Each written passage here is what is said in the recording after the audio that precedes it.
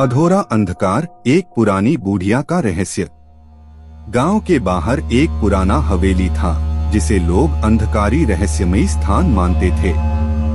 इस हवेली के पास एक जंगल भी था जहां लोग नहीं जाते थे क्योंकि कहीं न कहीं वहां कुछ अजीब घटनाएं होती थीं। मीना नामक एक युवती जो कि अपनी रोमांचक और खोजी आंखों से जानती थी, एक दिन वह हवेली की तरफ बढ़ती है।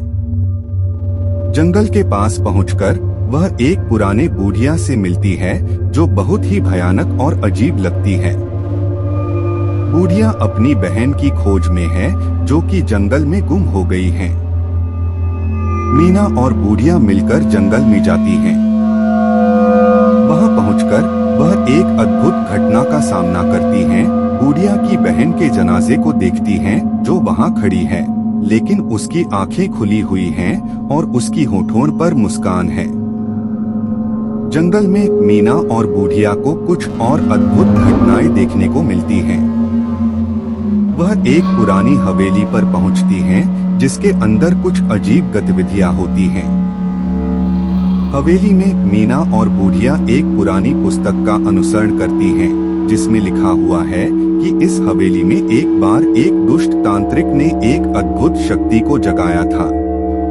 यह शक्ति अब भी हवेली में है और वह लोगों को अपनी चाहत पर अधिकार कर रही है। मीना और बूढ़िया को अब हवेली से बाहर निकलने की कोशिश करनी होगी, लेकिन वहां उनका एक अद्भुत राज खुलता है।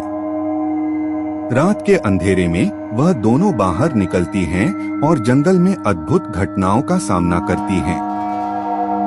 आखिरकार मीना और बूढ़िया हवेली से बाहर निकलती हैं, लेकिन उन्हें वहां के अद्भुत रहस्य को सुलझाने की कोशिश करते हुए बहुत मेहनत करनी पड़ती है।